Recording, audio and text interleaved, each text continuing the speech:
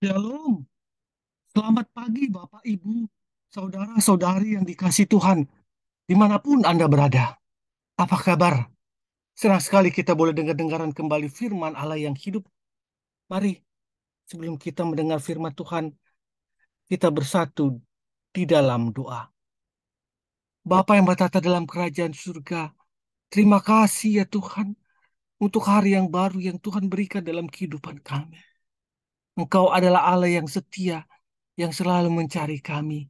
Kamilah yang sering hilang dan sering melarikan dari hadapan-Mu ya Tuhan. Terima kasih Bapa untuk hari yang baru.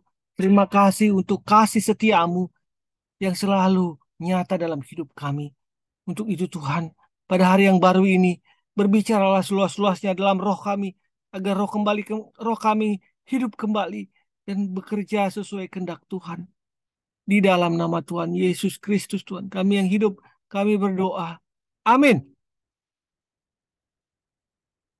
Allah peduli kepada umatnya. Landasan firman Tuhan diambil dari 1 Korintus 10 ayat 13 yang mengatakan, pencobaan-pencobaan yang kamu alami ialah pencobaan-pencobaan biasa yang tidak melebihi kekuatan manusia. Sebab Allah setia, karena itu Ia tidak akan membiarkan kamu dicobai melampaui kekuatan. Pada waktu kamu dicobai, Ia akan memberikan kepadamu jalan keluar, sehingga kamu dapat menanggungnya.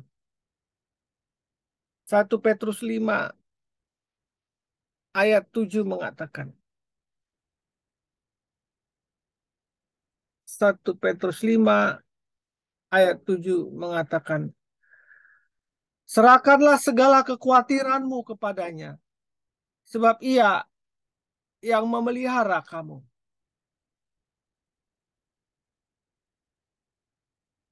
Rasul Paulus kepada jemaat di Korintus mengatakan bahwa Allah tidak akan pernah membiarkan umatnya dicobai melampaui kekuatan mereka.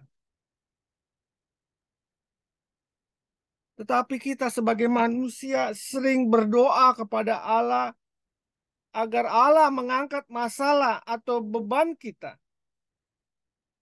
Kita meminta Tuhan agar mengeluarkan kita dari kesulitan yang kita hadapi.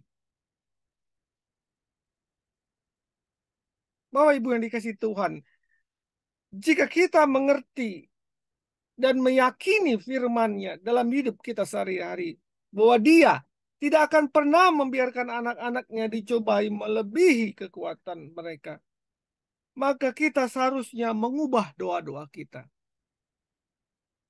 Jangan lagi berdoa meminta agar Allah meringankan beban kita.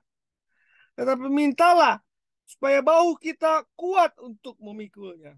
Memikul beban kehidupan kita. Jangan lagi meminta agar kita melalui jalan yang mudah dan jalan yang lurus. Tetapi mintalah kaki yang kokoh untuk dapat melaluinya. Jangan lagi meminta agar Allah meringankan atau mengangkat beban kita. Tetapi berdoalah agar mendapat jalan keluar yang tepat pada waktu kita mengalami pencobaan-pencobaan tersebut. Semua orang mengalami pencobaan. Dan kita pun tidak luput dari pencobaan. Sebagian orang percaya mulai menyalahkan Allah pada waktu cobaan itu datang. Menyalahkan orang lain. Menyalahkan diri sendiri. Dan keadaan yang membuat mereka seperti itu. Bahkan ada yang menganggap Allah tidak mendengar doanya dan Allah tidak adil. Sehingga ia hidup dalam kepahitan kepada Allah dan kepada sesama manusia. Tetapi di satu sisi, ada juga sebagian orang yang tetap bertekun meskipun mereka mengalami berbagai-bagai pencobaan. Bahkan mereka semakin mendekat kepada Tuhan. Sebagai contoh seorang ibu yang menderita kanker selama bertahun-tahun, ia tetap tegar menjalani hidupnya. Meskipun seolah-olah Allah sudah melupakannya, dia tetap bertahan memegang Tuhannya. Bahkan dia mengalami transformasi, mempunyai hubungan yang intim, yang kuat, dan semakin kuat kepada Allah. Di dalam kesaksiannya, ibu itu tidak menceritakan sukacitanya karena mengalami kesembuhan melalui mujizat. Tapi dia menceritakan penderitaannya selama bertahun-tahun dan ketegaran hatinya untuk bertahan dan tetap percaya kepada kesetiaan Allah. Ia mengatakan bahwa ia tidak lagi mengenggam erat hidupnya itu. Ia selalu siap sedia untuk apapun yang Allah ingin lakukan dalam hidupnya. Hidupnya adalah milik Allah. Bahkan jika Allah menginginkan nyawanya, dia sudah siap datang kepada Sang Pencipta. Meskipun kesembuhan yang ia inginkan tidak kunjung datang, tetapi ia selalu bersyukur dan menghadapi kenyataan hidup dengan tegar. Bapak Ibu yang dikasihi Tuhan, dimanapun Anda berada, saya tidak tahu apa persoalan kehidupan Anda masing-masing.